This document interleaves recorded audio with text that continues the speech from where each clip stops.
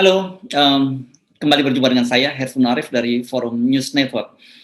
Ini saya akan mengajak Anda ngobrol dengan Bung Rocky Gerung. Bung Rocky ini sebenarnya nggak level nih kalau saya sampaikan pada Anda kasusnya ini, tapi Apa? kasusnya serius ya. Ini soal Abu Janda ini yang menghina Pige ini ya. Ini rasisme, ini banyak orang yang marah gitu. Sebenarnya Anda seharusnya tidak layak mengomentari soal ini karena Abu Janda nggak level lah dengan Anda, tapi persoalannya yang serius menurut saya karena persoalan rasisme itu. Jadi terpaksa saya Ya layak. menyampaikan kepada Anda. Saya layak mengomentari itu karena saya dulu mengajar teori evolusi Darwinian mode of thought di Departemen Filsafat UI. Jadi saya tahu apa yang disebut cara berpikir evolusi itu.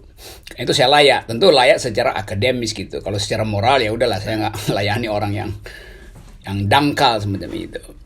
Tapi satu hal adalah bahwa di dalam pertandingan politik orang memakai argumentasi, upaya untuk membatalkan pikiran orang lain dengan kekuatan logik, kekuatan argumentasi, bukan dengan kekuatan olok-olok. Jadi dari awal mereka yang mengolok-olok itu justru pertanda dari gagalnya evolusi dalam pikirannya tuh. Jadi dia tidak tiba pada status Homo sapiens sebetulnya kalau saya mau parodikan Darwin itu. Di dalam sejarah peradaban, sejarah satire bahkan, selalu ada yang disebut orang yang membatalkan gerak berpikirnya sehingga dia disebut sebagai si dungu. Jadi kedunguan itu sebetulnya orang yang tidak mampu mencapai status pikiran bermutu. Nah, mereka ini yang sering diberi award. Namanya juga lucu, Darwin Award. Jadi anugerah Darwin. Artinya Darwin bersyukur sebetulnya karena orang-orang ini membatalkan sendiri evolusinya tuh. Karena tidak mampu berpikir. Jadi orang itu batal berevolusi justru karena tidak mampu berpikir. Nah, kasus Kemak tadi itu buktinya si siapa namanya Arya apa siapa itu tidak mampu berpikir. Pertama dia nggak tahu apa itu teori evolusi. Kedua, dia nggak sanggup untuk membantah pikiran Pigai. Itu soalnya tuh. Nah, orang semacam ini yang mestinya nggak usah diomelin, dikasih aja Darwin Award. Terima kasih karena Anda telah membunuh diri Anda sendiri sehingga kita manusia tidak lagi terbebani oleh kedunguan. Jadi hilang satu kedunguan sebetulnya, maka dia dikasih Darwin Award. Itu di dalam kalangan akademisi itu yang disebut sebagai olok-olok terhadap mereka yang dengan sukarela mempertontonkan kedunguannya tuh. Nah, di dalamnya ada seorang yang berwarga negara Indonesia dan berstatus sebagai buzzer. Nah, itu jadi lengkap sebetulnya tuh. Gitu. Ersu. Ya, tapi ini memang kemudian kalau toh kita kemudian olok-olok ini kan olok-olok yang kasar gitu kan, berkaitan dengan rasisme. Ya justru itu. Jadi kekacauan itu orang kalau berolok-olok dia pakai metafor yang bermutu. Ini dia nggak mampu untuk berpikir abstrak. Olok-olok itu adalah kemampuan kita untuk mengabstraksikan sesuatu supaya olok-oloknya dihindari dari rasisme, dari penghinaan tuh. Itu namanya olok-olok intelektual. Kalau ini betul-betul olok-olok yang dangkal gitu kan. Ini sebetulnya hanya bisa dipahami olok-olok semacam itu oleh mereka yang subhuman itu. Semacam cebong, nah itu mungkin cebong akan tertawa, tapi orang yang berpikir nggak akan tertawa dengan olok-olok itu. Jadi memang itu ada lagu judulnya begini, Who Lets the Dogs Out? Terus siapa sih yang bikin anjing-anjing ini keluar tuh? Itu itu sebetulnya yang mesti kita periksa tuh, ngapain ini anjing-anjing ini keluar dari kerangkengnya? Apa diusir oleh bosnya atau lagi nyari bansos atau lagi ngorek-ngorek gorong-gorong? Jadi itu sebetulnya ini judul lagu loh. Who Lets the Dogs Out? Wah, wah, wah, itu ada lagu tahun 90-an kita diskonya pakai lagu itu tuh.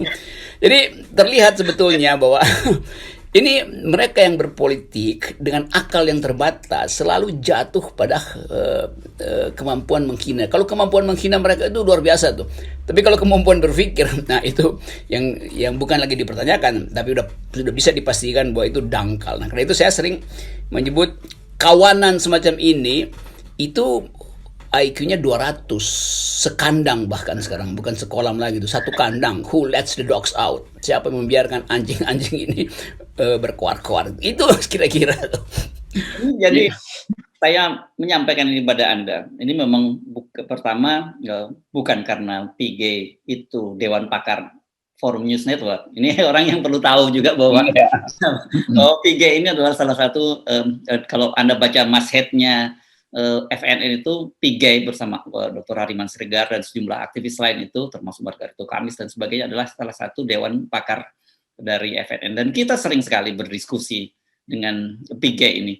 Dan orang kalau kita yang kenal PK pasti itu memang akan sangat marah gitu kalau orang seperti PK yang sangat nasionalis walaupun memang dia sangat kritis kemudian dihina dari sisi fisik karena kita tidak pernah duduk bersama dengan PK itu dan melihat dia berbeda secara fisik. Ini bukan pertama kali, Piga juga teman saya. Berkali-kali Piga dapat semacam olok-olok semacam. Tapi orangnya biasa aja, dia santai, dia tenang dan dia telan itu segala macam. Yang berbahaya adalah sinyal ini kemudian tiba di komunitas Pigai yang justru sedang mengalami deprivasi dengan NKRI itu. Kan kita masih ada krisis Papua hari ini dan orang berupaya melupakan apa yang pernah terjadi di Surabaya tuh. Jadi seluruh fasilitas yang disiapkan oleh kemanusiaan untuk berangkulan dengan saudara-saudara di Papua, berupaya untuk memahami problem mereka, ini justru dibatalkan oleh si Dungu tadi, si siapa namanya tuh, saya nggak penting banget ingat nama itu. Nggak penting itu. Jadi ini kan bayangkan otak semacam itu yang nggak bisa baca konteks itu. Ini benar-benar gila nih negeri ini. Ada ketegangan di Papua. Humanity activism satu dunia menyoroti Papua tuh karena juga ada soal yang sama, yaitu pembedaan keadilan sosial berdasarkan sensasi-sensasi primordial tuh. Saya mau cari istilah aja susah nih, sensasi-sensasi primordial. Dan orang berupaya untuk pahami itu. Ini ada makhluk yang tiba-tiba datang dengan sensasi yang betul-betul absurd. Tapi saya bisa pahami karena itu pasti datang dari orang yang kemampuan untuk mengabstraksikan masalah dangkal sekali. Nah, saya anggap bahwa di istana sebetulnya dihuni oleh manusia-manusia semacam ini nih. Manusia-manusia yang benci pada orang, tapi kebencian itu tidak bisa dia formulasikan secara akademis. Manusia-manusia yang menyimpan dendam, tapi dendam itu tidak bisa dia upload di dalam kosakata yang bermutu. Jadi krisis kita sebetulnya betul-betul luar biasa. Ada COVID yang terus-menerus menghantui kita, yang seharusnya jadi pusat perhatian kita. Ada problem di Papua yang disorot secara internasional. Tapi nggak ada semacam refleksi justru dari mereka yang ada di istana. Kan ini konyolnya kan. Jadi coba bayangkan misalnya presiden punya anak buah dan gerombolan kawanan yang semacam ini tuh itu betul-betul bukan sekedar memalukan tapi menjijikkan, itu disgusting gitu. Ya. Oke, yang jadi masalah kan makhluk yang Anda sebut tadi itu kan dikenal sebagai buzzer gitu dan kemudian ini kan sebenarnya sudah kelewatan kalau sampai kemudian tidak ada tindakan hukum. Ini kan semakin menegaskan betapa orang-orang semacam ini dilindungi. Dan kemudian seperti Anda kalau ditangkap oleh komunitasnya Bung Pigay di Papua, ini akan menafsirkan bahwa ya pemerintah ikut juga menghina orang Papua kan. Itu udah terjadi. Saya udah dapat komen dari beberapa teman yang juga punya perhatian yang sama dengan soal Papua. Itu bahkan kalau saya kutip nanti dia terlalu kasar itu dikutip. Jadi intinya adalah Papua itu selalu diminta untuk NKRI, bergabung dong dengan NKRI itu. Kita minta mereka begitu, pemerintah minta begitu, buzzer-buzzer minta begitu. Pada saat yang sama, buzzernya justru menghina dengan cara yang betul-betul dahsyat. Jadi otaknya di mana gitu? Kalau otaknya saya tahu ada 1 meter dari tempat yang sebetulnya tuh ke arah lutut, otaknya ada di situ. Tapi kemampuan kebijakan dalam melihat situasi yang lagi tegang di Papua itu kan betul-betul kekonyolan luar biasa yang tadi pantas dikasih Darwin Award itu. Oke. Saya kira ini percakapan kita yang paling pendek selama kita mengisi Rocky Gerung Official, karena menurut saya memang tidak layak untuk kita bahas jauh lebih panjang. Iya, benar. Ya. Oke, kita akhiri di sini, biarkan catatan yang sejarah yang mencatatnya lebih panjang itu. Ya, baik. Terima kasih, Bung Rocky. Iya.